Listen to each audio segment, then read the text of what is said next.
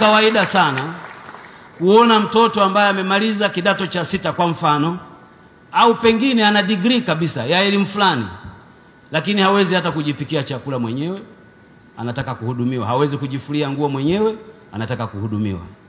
Nikawa na watania, mnazalisha maofisa wa kuhudumiwa badala ya watu wa kuja kuhudumia jamii. Jambo hili ni hatari kwa taifa na ni lazima liangaliwe, na VETA mnayo nafasi kubwa ya kuziba hilo gap. Tuna uwezo mkubwa wa kubadilisha nchi yetu kama wote tutakubaliana kwamba watoto wetu wapate study fulani kwa ajili ya kubadilisha maisha. Na mtoto aangaliwe kitu gani anakipenda wakati wa kujifunza kwake.